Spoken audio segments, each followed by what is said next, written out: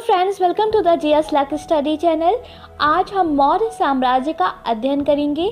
इसके अंतर्गत हम इसके महान सम्राट चंद्रगुप्त मौर्य और सम्राट अशोक, इनकी प्रशासन व्यवस्था इत्यादि की जानकारी लेंगे। एग्ज़ाम में मौर्य वंश से बहुत ही क्वेश्चंस आते हैं, तो स्टार्ट करते हैं। आप सबसे पहले हम चंद्रगुप्त मौर्य, जो इस वंश के संस्थापक माने जाते हैं, इनके बारे में जानेंगे। तो इनका कार्यकाल था 323 ईसा पूर्व से 184 ईसा पूर्व के लगभग। जैसा कि मैंने आपको बताया था 6ठी शताब्दी ईसा पूर्व राजनीतिक विस्तार के लेसन में कि पहले तो महाजनपद हुआ करते थे और उससे पहले जनपद। तो ये जो हमारा भारतवर्ष है एक एकजुट राजनीतिक व्यवस्था में नहीं था। हर जगह पे अपने अपने गणराज्य थे, अपने अपने जनपद थे। लेकिन ये जो चंद्रगुप्त मौर्य हैं, ये पहले ऐसे सम्राट होते हैं। चक्रवर्ती सम्राट इन्हें इसीलिए कहा जाता है। ये पूरे भारत में एक राजनीतिक रूप से एकबद्ध करते हैं, यानी कि एक केंद्रीय शासन की ये स्थापना करते हैं, पूरे भारत पर अधिकार करते हैं। ठीक है। और चंद्रगुप्त मौर्य के बारे में हमें जानकारी एक लेखक है विशाख दत्त, जिनकी कृति है मुद्रा राक्षस, से मिलती है। साथ ही इन्होंने एक बुक और लिखी थी, नाम है देवी चंद्रगुप्तम। देवी चंद्रगुप्तम, तो इसमें भी इनके बारे में जानकारी मिलती है। जो ये देवी शब्द का इस्तेमाल हुआ है, तो इस समय के ये शासक स्वयं की तुलना ईश्वर से करने लगे थे, इसलिए इनके नाम के आगे देवी है ऐसा कहा जाता है। ठीक है। तो ये जो चंद्रगुप्त मौर्य थे, जैसे कि आप जान गए, चक्रवर्ती सम्राट थे। इनका एक नाम सेंड्रोकोटस भी है, जो कि हमें एक जस्टिन विद्वान है। इनके शासनकाल में ही, चंद्रगुप्त मौर्य के ही शासनकाल में सिकंदर का आक्रमण हुआ था भारत में। मतलब इनके शासन से पूर्व ही, जब ये राजा नहीं बने थे तभी। तो और शासन पे राजा बनने के बाद इनकी मुलाकात हुई थी सिकंदर से। ठीक है। और सिकंदर से इनकी भेंट का वर्णन लिखते हैं जस्टिन। और जस्टिन इनके नाम के लिए चंद्रगुप्त मौर्य के स्थान में सेंड्रोकोटस शब्द का इस्तेमाल करते हैं। और सेंड्रोकोटस कोई और नहीं, चंद्रगुप्त मौर्य ही है। ठीक है। तो अब हम इनके बारे में तो जान के, अब ये कैसे राजा बने, ये सब हम जानकारी लेने के लिए हमें इनके गुरुजी के बारे में जानना होगा। तो इनके गुरुजी थे कौटिल्य, और इनका एक नाम है चाणक्य। और एग्ज़ाम में इनके नाम पूछे जाते हैं, कई बार एग्ज़ाम में आ जाता है कौटिल्य के और नाम बताइए। तो इनके एक नाम हो गया चाणक्य, और एक नाम इनका था विष्णुगुप्त। 3 नाम याद रखिएगा इनके, कौटिल्य, चाणक्य और विष्णुगुप्त। एग्जाम में आता है। ठीक है। इनके ये गुरु थे, इन्होंने ही इन्हें सम्राट बनाया था मौर्य वंश का। अब इन्होंने कैसे बनाया था, तो इसके पीछे एक कथा प्रचलित है। एक शासक थे नंद वंश के। किस वंश के? नंद वंश के। शासक का नाम था घनानंद। इनका ये जो घनानंद है, इनका नाम था। तो कौटिल्य जो थे हमारे गुरुजी, ये घनानंद के दरबार में एक आग्रह लेके जाते हैं। क्या आग्रह करते हैं कि हमारे भारत में एक राजा थे पोरस, और पोरस पे अटैक करती है सिकंदर की सेना। ठीक है। और उस सिकंदर के एक सेनापति थे सेल्यूकस। तो ये इनसे निवेदन करते हैं घनानंद से कि प्लीज़ आप जाइए, उनकी मदद कीजिए, और सेल्यूकस को, वो पोरस का राज्य हड़प लेते हैं सेल्यूकस, सिकंदर की सेना, आप इन्हें बाहर कर दीजिए, हेल्प कीजिए सेल्यूकस को इस देश से बाहर करने में, क्योंकि ये तो बाहर के लोग हैं और इन्हें प्लीज़ मतलब इंडिया में, भारत में ना आने दें। तो ये जो घनानंद होते हैं, घनानंद इनके आग्रह को रिजेक्ट कर देते हैं, कहते हैं कि नहीं, मैं ऐसा नहीं करूँगा। अब ऐसा क्यों कहते हैं घनानंद इसलिए ऐसा कहते हैं कि जो पोरस के राजा थे, उन पे, पोरस जो राजा थे, उन पे आक्रमण करने के लिए ये घनानंद ने ही सिकंदर से बोला था। मतलब पोरस के लिए षड्यंत्र किसने रचा था? सिकंदर के आक्रमण का घनानंद ने।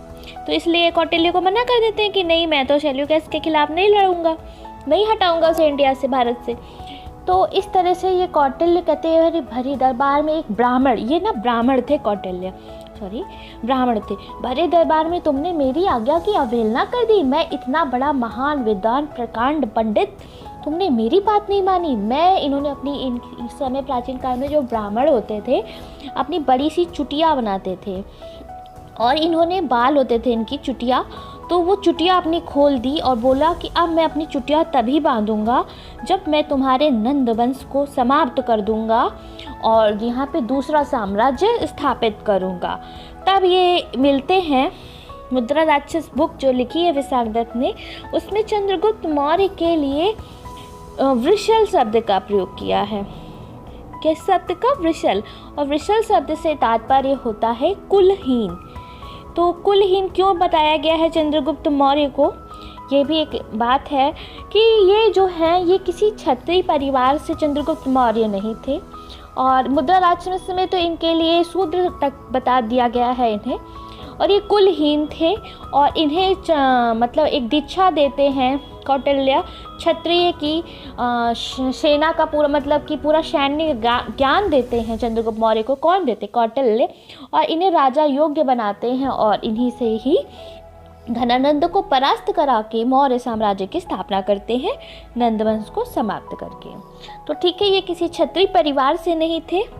और जो ये देखिए जो ये विशाखदत्त है मुद्रा राक्षस, इसमें तो इन्हें शूद्र माना गया है, किंतु जो महायान है जैन धर्म उसमें इन्हें शूद्र नहीं कहा गया, इन्हें क्षत्रिय परिवार से माना गया है। लेकिन वो राजा से रिलेटेड नहीं थी, मतलब राजा इनके पिताजी राजा नहीं थे या इनके पास पहले से कोई राज्य साम्राज्य नहीं था। एक बालक थे साधारण से, और एक साधारण से बालक को कौटिल्य जो थे चाणक्य शिक्षित करके दीक्षा देके सैन्य ज्ञान देके एक महान चक्रवर्ती सम्राट बनाती। सोच लीजिए कितने ज़्यादा अच्छे मतलब ये गुरुजी होंगे, ज्ञानी होंगे कि एक सम्राट को ही समाप्त कर देते हैं, घनानंद को समाप्त कर देते हैं। और इन्होंने एक ग्रंथ लिखा था जो एग्ज़ाम में बहुत पूछा जाता है। कौटिल्य के ग्रंथ का नाम है अर्थशास्त्र, और इसका नाम अर्थशास्त्र तो है लेकिन ये राजनीति से रिलेटेड है। किससे रिलेटेड है? राजनीति से। और इसमें पूरी राजनीति शास्त्र से रिलेटेड है, राजनीति के बारे में बताया। अब नाम अर्थशास्त्र है लेकिन इसमें ये है किस विषय में? राजनीति के विषय में। ठीक है, तो कंफ्यूज नहीं होगा, एग्जाम में ये भी पूछा जाता है। ये चैप्टर बहुत इंपॉर्टेंट है और जिन्होंने मेरा चैनल सब्सक्राइब नहीं किया है, पहली बार आए हैं इस प्लेटफॉर्म पर, चैनल को सब्सक्राइब कर सकते हैं और वीडियो को लाइक करें और फ्रेंड्स के साथ शेयर ज़रूर करें। इतना आप मुझे मोटिवेट ज़रूर करें। ठीक है, अर्थशास्त्र के बारे में क्या थोड़ा जान लेते हैं जो कौटिल्य ने लिखा है राजनीति से रिलेटेड।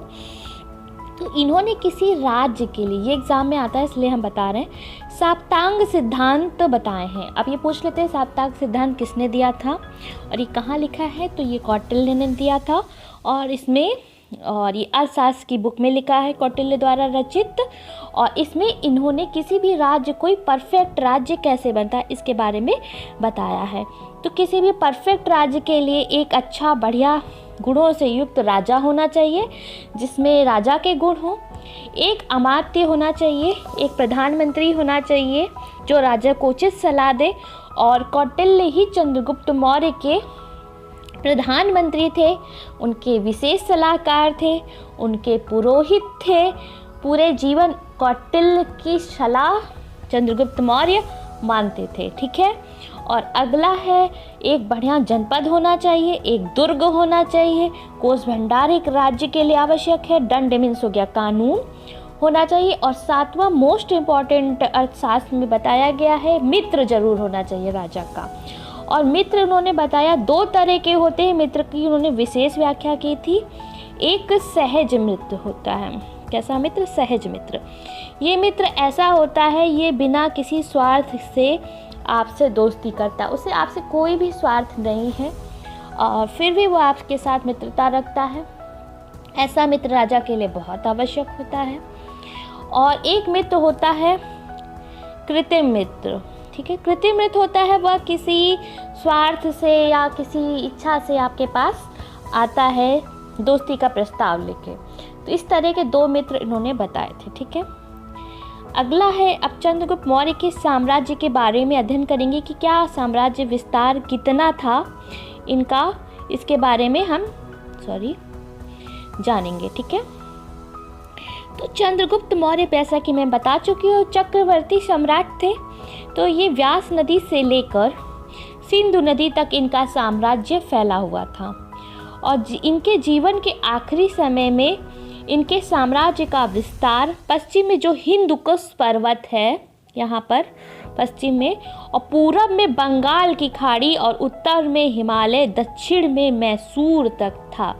सोच लीजिए, इन्होंने पूरे भारत में पहली बार एक राजनीतिक केंद्र की स्थापना की थी। पश्चिम, पूरब, उत्तर, दक्षिण, हर दिशा में मौर्य साम्राज्य का शासन था। एक चक्रवर्ती सम्राट इन्हें इसीलिए कहा जाता है और इतिहास में इनका नाम बहुत ही ज़्यादा प्रसिद्ध है और इनके बारे में एग्ज़ाम में बहुत क्वेश्चन आते हैं। ठीक है, अगले इसी वंश के शासक हैं अशोक, और कहा जाता है दीपवंश महावंश में अशोक अपने 99 ब्रदर्स को हत्या करके राजा बने थे, जबकि एक तारापुत्र बौद्ध भिक्षु हैं, इन्हें बताते हैं कि इन्होंने 6 भाइयों की हत्या करके ये राजा बने थे। और अशोक के शासनकाल से रिलेटेड एक बहुत ही बड़ी घटना है जो आप पढ़ते होंगे, इनके ऊपर फिल्में भी बनाई गई हैं सम्राट अशोक के ऊपर, और ये फेमस, इन्होंने कलिंग विजय की थी और इसके बाद इतना बड़ा नरसंहार हिंसा देखकर ये बौद्ध धर्म ग्रहण कर लेते हैं और पूरी तरह से अहिंसा का पालन करने का व्रत करते हैं। और अशोक चंद्रगुप्त मौर्य के समान ही ये ऐसा, इनके आसपास कोई ऐसा राज्य नहीं था जो इनके अधीन नहीं था, अशोक का वहाँ पर शासन नहीं था। तो इतने बड़े ये चक्रवर्ती सम्राट थे और कलिंग विजय के बाद ये युद्ध से मनाही कर देते हैं और अहिंसा को ग्रहण करते हुए बौद्ध धर्म अपना लेते हैं।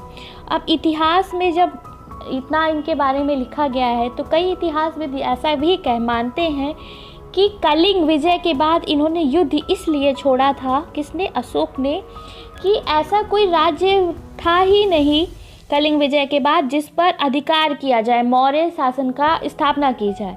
तो इसलिए इतिहास में अपना नाम करने के लिए ये बौद्ध धर्म ग्रहण कर लेते हैं और ऐसा कुछ नहीं है कि इनका हृदय द्रवित हो गया था ऐसा, लेकिन इतनी ज़्यादा हिंसा के बाद ये ऐसा है, इन्होंने मतलब खुद को यही बताया कि मैं इस तरह से इतना द्रवित हो गया मेरा हृदय इतनी मौतें देखकर कलिंग विजय में, और फिर मैंने कहा कि अब मैं हिंसा नहीं करूँगा, अब मैं अहिंसा का पालन करूँगा, बौद्ध धर्म। तो कोई भी शासक जब इतना फेमस होता है तो उसके बारे में 2 तरह की राय होती है। एक राय ये है कि कोई राज्य बचा ही नहीं था जीतने के लिए, इसलिए इन्होंने युद्ध को छोड़ के बौद्ध धर्म ग्रहण किया, अहिंसा का पालन का व्रत लिया।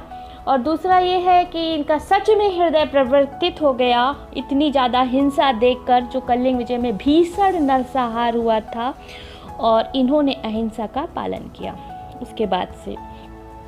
अब इनके बारे में जानकारी अशोक के जो बहुत सारे शिलालेख मिलते हैं और स्तंभ लेख मिलते हैं, वहाँ से इनके बारे में हमें जानकारियाँ मिलती हैं अशोक के बारे में। और ये भी है कि अशोक जितना अपनी विजय के लिए नहीं जाने जाते हैं जितना बौद्ध धर्म के लिए इतिहास में इनका नाम फेमस है। और असम और सुदूर दक्षिण तक इन्होंने संपूर्ण भारत पर इनका अधिकार था। अशोक #बौद्ध धर्म, क्योंकि अशोक जो थे इन्होंने आगे चल के बौद्ध धर्म का बहुत ही प्रसार किया था। और इनके पुत्र थे एक महेंद्र और बेटी थी जिसका नाम था संघमित्रा। इन्होंने श्रीलंका तक भेजा था अपने बच्चों को बौद्ध धर्म के प्रचार और प्रसार के लिए। और कलिंग विजय के बाद ये अहिंसा का पूरी तरह से पालन करते, इवन ये पशुओं की हत्या पर भी रोक लगा देते। और जो राजा की पाकशाला होती थी जहाँ राजा के लिए फूड बनाया जाता था, पहले मैक्सिमम फूड नॉनवेज होता था और वहाँ पे भी इन्होंने बैन कर दिया था कि प्रतिदिन इतने लोग जानवर नहीं मारे जाएंगे, सिर्फ एक 2 मोर या कुछ ऐसे ही बनता था, बाकी जो पशुओं की हत्या होती थी उसको भी इन्होंने बंद कर दिया था। और इनके जो शिलालेख मिले हैं इम्पॉर्टेंट हैं, एग्ज़ाम में आते हैं। स्तंभ लेख, गुहा लेख, ये किस भाषा में एग्ज़ाम में पूछ लेता है तो आपको याद रखना है। ये प्राकृत भाषा में लिखे गए हैं और इसमें ब्राह्मी लिपि का प्रयोग किया गया है। और इनके 2 शिलालेख ऐसे हैं जो खरोष्ठी लिपि में लिखे गए हैं, जिनके नाम है बाजगढ़ी और मनसेरा।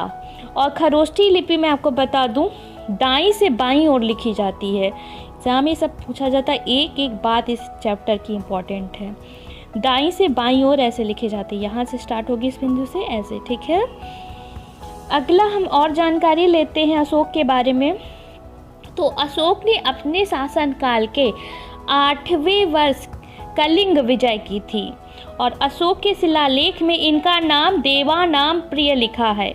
अशोक ने अपनी प्रजा के लिए धम्म का नियम बनाया था। कब बनाया था? जब इन्होंने बौद्ध धर्म ग्रहण कर लिया था, ठीक है। और अशोक के शासनकाल में पाटलिपुत्र में बौद्ध धर्म की तृतीय संगीति होती है। एग्जाम में पूछा जाएगा अशोक के शासनकाल में पाटलिपुत्र में कौन सी संगीति हुई थी? तो तीसरी हुई थी। और ये जगह भी नाम याद कर लीजिए। और इसके गुरु थे मोगलतीपुत्र। मेन इंपॉर्टेंट एग्जाम में पाटलिपुत्र का नाम पूछ लेगा। तीसरी बौद्ध संगीति जिसके राजा थे अशोक, इन्हीं के शासनकाल में हुई थी, ठीक है। और जी सारनाथ का स्तंभ है, इसका निर्माण अशोक ने किया था, जिसे भारत सरकार ने प्रतीक चिन्ह के रूप में अपनाया है।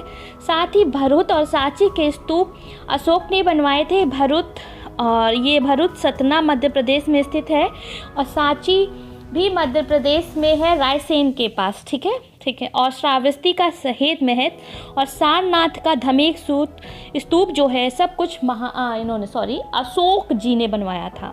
इस तरह से आप देख सकते हैं कि अशोक बौद्ध धर्म ग्रहण करने के बाद ये काफ़ी अशोक का धम ये एग्जाम में बहुत आता है। रुद्रदामन के जूनागढ़ अभिलेख से ज्ञात होता है कि इनके शासन का विस्तार पश्चिम भारत पर भी था। किसके? अशोक की।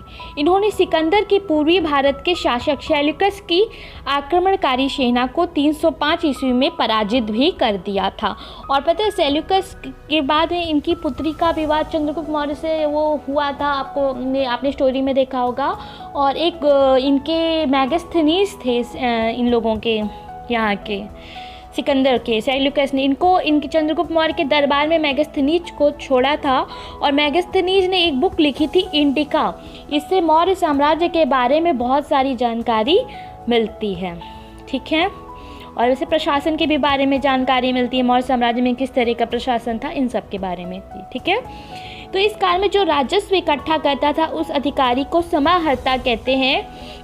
और जो अगर इस काल में कोई व्यक्ति, यही मैगस्थनीज ने लिखा है, कोई व्यक्ति अगर टैक्स चोरी करता है तो मौर्य काल में उसे मृत्यु दंड दिया जाता था। सोच लीजिए कितना कठोर कानून था। अगर आप कर नहीं देते हैं, कर की चोरी करते हैं, कम कर देते हैं, तो सीधे सीधे मृत्यु दंड दिया जाता था। मौर्य काल में सीता अध्यक्ष कृषि भूमि का मुख्य अध्यक्ष था। एक तरह से सीता जो होती थी ना, आगे आपने रामायण में पढ़ा होगा, सीता जो भूमि से उत्पन्न हुई सीता, तो ये भूमि के लिए प्रयोग किया जाता है। इस तरह से आप अनुमान लगा कि कृषि अन्य कहीं जगह भी पूछता है तो कृषि भूमि से रिलेटेड लगा सकते हैं, ठीक है। चंद्रगुप्त सिकंदर के समकालीन थे, जैसा कि मैं आपको बता चुकी हूँ। और इंडिका मैगस्थनीज यही थे। चंद्रगुप्त मौर्य और अशोक ने गिरनार क्षेत्र में जल संसाधन की व्यवस्था कराई थी और इसका विशेष ध्यान दिया था। मौर्य नगरों में नगरों का प्रशासन नगर पालिका द्वारा चलाया जाता था। इनकी जो प्रशासनिक व्यवस्था थी वो भी काफ़ी विस्तृत हो गई थी। जैसा कि 6वीं शताब्दी वाला आपने लेसन पढ़ा होगा, उसी में प्रशासनिक व्यवस्था बहुत अच्छी हो गई थी, तो और भी अच्छी हो गई थी मौर्य साम्राज्य में। तो और इसके प्रमुख नागरिक थे भाई, इनका केंद्रीय शासन था, पूरे भारत में इतना बड़ा इनका साम्राज्य था। और जो नगर पालिका के प्रमुख होते थे उन्हें नागरिक कहा जाता था। 5 सदस्यों वाली 6 सदस्यों वाली समितियाँ हुआ करती थी। मौर्य काल में शिक्षा का प्रमुख केंद्र नालंदा था, जो आगे चल के नालंदा यूनिवर्सिटी, जिसकी स्थापना किसने की थी? कुमार गुप्त ने की थी। एग्जाम में आता है ये नाम, कुमार गुप्त। और स्टार्टिंग में नालंदा में एक मंदिर का निर्माण कराया था। किसने कराया था? सम्राट अशोक ने। लेकिन नालंदा यूनिवर्सिटी में अगर नाम आएगा किसने स्थापना की थी, तो आप कुमार गुप्त का नाम लिखेंगे, ठीक है। बिहार के पटना के समीप बुलंदी बाग और कुम्भलहार से लकड़ी के विशाल भवन भी मिलते हैं। और ये जो नालंदा है वर्तमान में बिहार पटना में स्थित है। इस चैप्टर में इतना ही। आप वीडियो को लाइक कीजिए, चैनल को सब्सक्राइब कीजिए। Thank you so much, have a good day.